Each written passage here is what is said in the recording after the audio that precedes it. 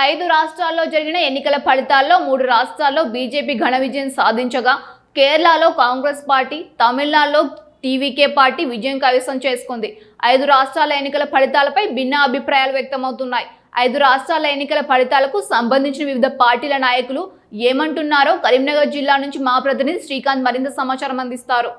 నిన్న జరిగిన ఎన్నికలకు సంబంధించి 5 రాష్ట్రాలలో ఫలితాలు అయితే వెలువడ్డాయి. ఇందుకు సంబంధించి 3 రాష్ట్రాలలో బీజేపీ ప్రభంజనం సృష్టించింది. ఇకపోతే దశాబ్దాల కాలంగా ఏలిన పార్టీలు కూడా కనుమరుగైన పరిస్థితి అయితే నెలకొంది. ఇటు తమిళనాడుతో పాటు అటు కేరళలో సైతం దశాబ్దాల రాజకీయ జీవితానికి ఫుల్ స్టాప్ పెట్టినట్టుగా కూడా చెప్పవచ్చు. మనతో పాటు పలు పార్టీల కార్యకర్తలు ఉన్నారు, వారితో మాట్లాడదాం. అసలు ఈ ఎన్నికల ఫలితాలకు సంబంధించి వాళ్ళు ఏమంటున్నారు వారితో మాట్లాడదాం.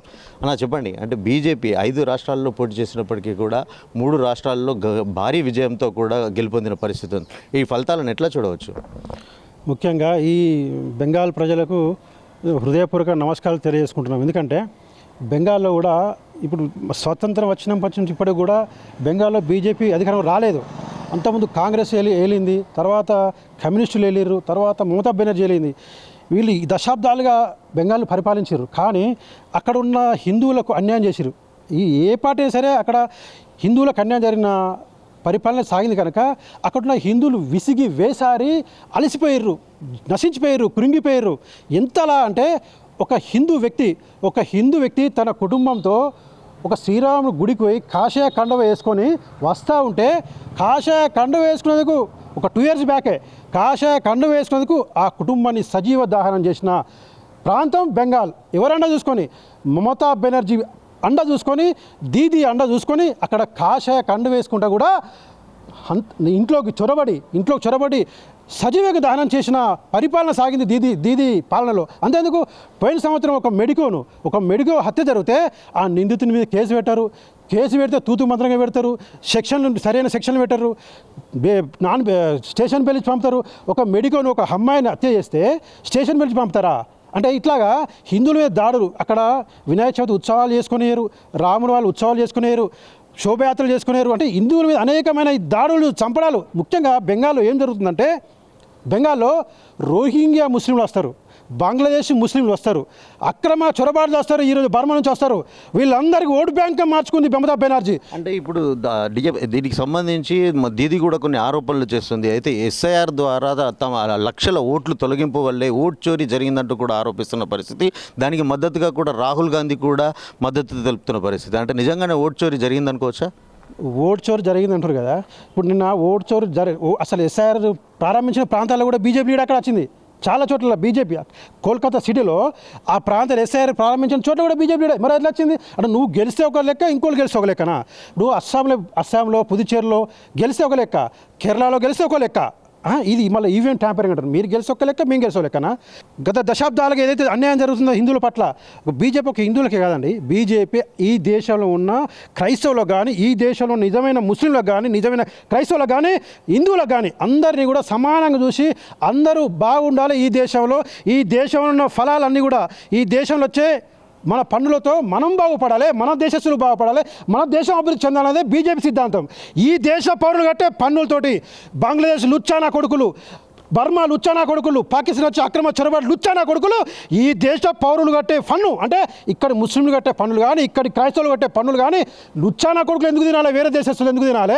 మన దేశంలో పౌరులు తినాలి. మన దేశం డెవలప్ కావాలని చెప్పి మా పార్టీ చూస్తుంది, మా భారతీయ జనతా పార్టీ చూస్తున్నది. అందుకనే మన నరేంద్ర మోదీ ఒకటే చెప్పారు. మన నరేంద్ర మోదీ వచ్చిన తర్వాత ఈ దేశం ప్రపంచంలో 5వ స్థానానికి అయితే జీడిపి పెరిగింది. ఈ దేశంలో ప్రపంచంలో ఏడికైనా కూడా మన దేశాన్ని గౌరవిస్తున్నారు, మన నరేంద్ర మోదీని గౌరవిస్తున్నారు. భారతీయ జనతా పార్టీ వచ్చిన తర్వాతనే ప్రపంచంలో ఈ దేశానికి గుర్తింపు వచ్చింది. నరేంద్ర మోదీ గారి వల్లనే అనేక రాష్ట్రాల్లో ఈరోజు భారతీయ జనతా పార్టీ కాషాయ కండువ ఎగరేస్తున్నట్టు. దానికి కారణం ఏంటంటే ఈరోజు హిందువులందరూ చైతన్యమైంచారు, ఓటు బ్యాంకుగా మారారు. అట్లాగని భారతీయ జనతా పార్టీ వేరే మతాలకు వ్యతిరేకం కాదు, అందరి సమానంగా చూసే పార్టీ భారతీయ జనతా పార్టీ. మోడీ సంక్షేమ ఫలాలు, మోడీ అభివృద్ధి బీజేపీకి పట్టం కడుతుంది. దేశవ్యాప్తంగా కూడా బీజేపీకి ఆదరణ పెరుగుతుందంటూ కూడా చెప్తున్న పరిస్థితి. మనతో పాటు సిపిఎం పార్టీకి చెందిన నాయకులు ఉన్నారు, వారితో మాట్లాడదాం. అన్న చెప్పండి, కేరళ దాదాపు దశాబ్ద కాలంగా కూడా అధికారంలో ఉన్న పార్టీ. అంటే ఇప్పుడు అంటే కేరళ రాజకీయాలకు సంబంధించి ఎట్లా చూడవచ్చు? ముందుగా అట్లాగే అక్కడ ఆనవాయితీ ఏమిటంటే 5 సంవత్సరాలకు ఒకసారి ప్రభుత్వం మారుతుంది. కానీ పోయినసారి మళ్ళీ మేమే వచ్చాం అధికారంలోకి, రెండోసారి దాని చరిత్ర సృష్టించాం సిపిఎం పార్టీగా, లెఫ్ట్ ఫ్రంట్గా. అలాగే ఇప్పుడు మారింది. దానికి కారణం అనేకమైనటువంటి విశ్లేషణ చేయాల్సి ఉందని చెప్పేసి పొలిట్ బ్యూరో కూడా చెప్పి ఉన్నది. అక్కడటువంటి పరిస్థితులు కావచ్చు, ఇంకోటి కావచ్చు, అది మారుతున్నటువంటి కాలానికి అనుగుణంగా మార్పు చెందుతుందని చెప్పి స్పష్టంగా కనిపిస్తుంది. అట్లాగే 5 రాష్ట్రాల ఎన్నికలకు సంబంధించింది కూడా ఒక్కో రాష్ట్రంలో ఒక్కో విధంగా ఉంది విశ్లేషణలు చేస్తే. అట్లాగే తమిళనాడుకు సంబంధించింది కూడా కందని విధంగా, ఇలా ఎగ్జిట్ పోల్స్ కందని విధంగా కూడా అక్కడ టీవీకే పార్టీ అధికారంలోకి వచ్చింది.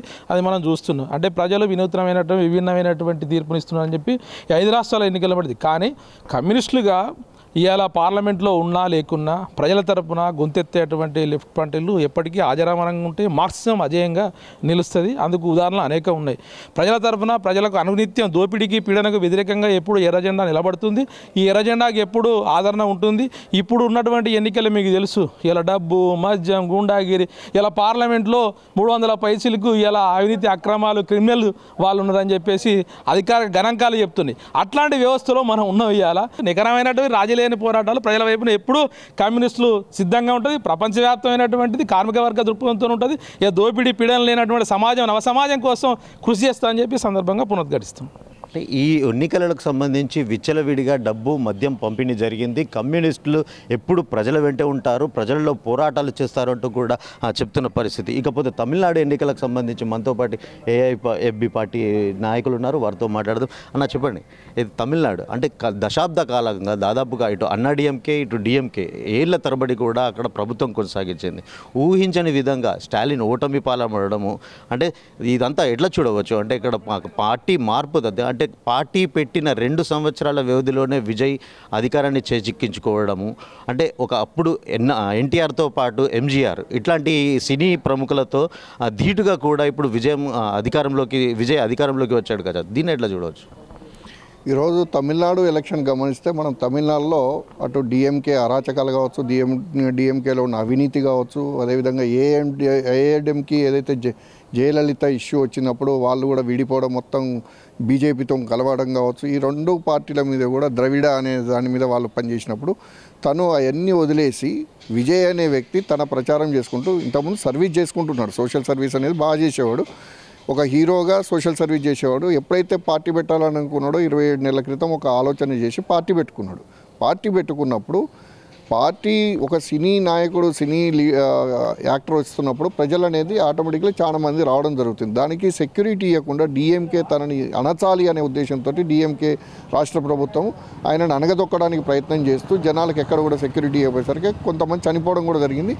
దాని మీద సిబిఐ ఎంక్వైరీలు అని చెప్పేసి, ఈడీ ఎంక్వైరీలు అని చెప్పేసి, డబ్బులు ఉన్నాయి బాగా అని చెప్పేసి కూడా బీజేపీ కేంద్ర ప్రభుత్వం ఏదైతే తనని ఈ విధంగా ఈ 2 పార్టీలు కూడా కలిపి ప్రజలలో ఆయనపై సానుభూతి వచ్చే విధంగా వీళ్ళు కేసులు పెట్టడం కానీ ఇవన్నీ జరగడం వాస్తవం. ఎందుకంటే విజయ్ గారు ఆయన ఒంటరిగా పోరాడుతున్నాయి, ఒంటరిగాని ఏది కూడా భయపడకుండా స్టెప్ వేయడం జరిగింది. దాన్ని ప్రజలు బాగా గమనించారు.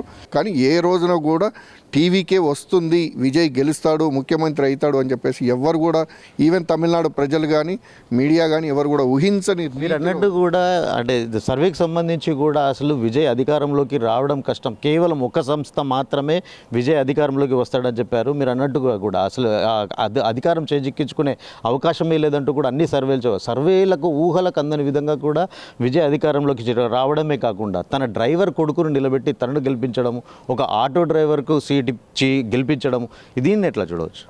మనము ఒక సినిమాలో చూసినప్పుడు జగత్ బాబు జైల్లో కూర్చొని లిస్ట్ పంపించినట్టుగానే ఈయన కూడా పేద ప్రజల కోసం, ఇలా మీరు వెస్ట్ బెంగాల్లో బీజేపీ వాళ్ళు కూడా ఇచ్చిన టికెట్లు చూడండి, రేపైన అమ్మాయి కావచ్చు, వాళ్ళ తల్లి కావచ్చు, ఇంట్లో పని మనిషి కావచ్చు, ఇట్లాంటి వాళ్ళకి కొంతమంది టికెట్లు ఇచ్చినప్పుడు ఏమైందంటే ప్రజల్లో సానుభూతి అనేది ఆటోమేటిక్లీ తయారైపోతుంది. అంటే వీళ్ళు డబ్బులకు విలువ ఇవ్వట్లేదు అనేది కూడా ఒక ఆలోచన వస్తుంది. అట్లనే తమిళనాడులో కూడా సామాన్యులకు టికెట్లు ఇచ్చుకుంటూ, ఇలా ఈ డిఎంకే కావచ్చు, ఏఐడిఎంకే కావచ్చు, వాళ్ళు ఎన్డీఏ కావచ్చు, అటు డిఎంకే కావచ్చు, ఈ రెండింటికి కూడా 1000 కోట్ల రూపాయలు ఉన్నాయి. ఈయన కాడ 100 ఉండొచ్చు, కానీ వాళ్ళ దగ్గర 1000 కోట్లు ఉన్నా కూడా ప్రజలలో మార్పు వచ్చింది. ప్రజలలో ప్రతి చోట కూడా ఇదే విధంగా భారతదేశంలో వచ్చేసి వాళ్ళు చేస్తున్న అరాచకాలు, ప్రభుత్వాలు చేస్తున్న అరాచకాలు, ప్రజలకు చేస్తున్న అన్యాయాన్ని కనుక ఆలోచించినట్టయితే, యువత ముఖ్యంగా ఆలోచించినట్టయితే మార్పులు వస్తాయి. ప్రతి చోట కూడా ఈ మార్పు వచ్చే అవకాశాలు ఉన్నాయి. ఎందుకంటే ఆలోచన చేస్తున్నారు. ఇంకా రాను ఇంకో 1.5 ఇయర్లో మనం లాస్ట్కి ఒకరినొకరిని పీక్కొని తినే పరిస్థితులు వస్తున్నాయి. ఇలా మనం గమనించండి. అదేవిధంగా ఇవాళ కేంద్ర ప్రభుత్వం ఆదాని అంబానీకి దోషపెడుతున్నది తప్ప ఇంకోటి పేద ప్రజలకు ఎక్కడ కూడా వచ్చేసే పరిస్థితులు కాబట్టి మార్పులు వస్తాయి. అదే టీవీకే విజయ్ ఏ విధంగా అయితే చేసిండో మేనిఫెస్టో కావచ్చు, అదేవిధంగా ఆయన డేర్గా పనిచేసిండో మిగతా వాళ్ళు కూడా అదే విధంగా డేర్లో చేసినట్టయితే ఖచ్చితంగా విజయాలు సాధిస్తాయి. ప్రభుత్వాలే మార్పులు చెందుతాయి అనేది కూడా నా ఉద్దేశం. Thank you.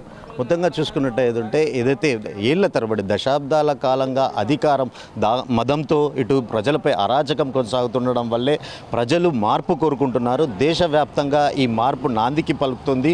అంటే కొత్త వారికి అవకాశం కల్పించే విధంగా కూడా ఓటర్లు కొత్త వారికి అవకాశం కల్పిస్తున్నారంటూ కూడా చెప్తున్న పరిస్థితి. ఏది ఏమైనప్పటికీ కూడా దేశవ్యాప్తంగా జరిగిన 5 రాష్ట్రాలలో 3 రాష్ట్రాలలో బీజేపీ అధికారంలోకి రావడం, ఒక రాష్ట్రంలో కాంగ్రెస్ పార్టీ, ఇటు పక్క మరోపక్క విజయ్ పార్టీ అధికారంలో రావడం పట్ల ఆ రాష్ట్రాల్లో ఇటు హర్షం వ్యక్తం చేస్తున్న పరిస్థితి. కెమెరా పర్సన్ అరుణ్తో శ్రీకాంత్, S6 న్యూస్, కరీంనగర్.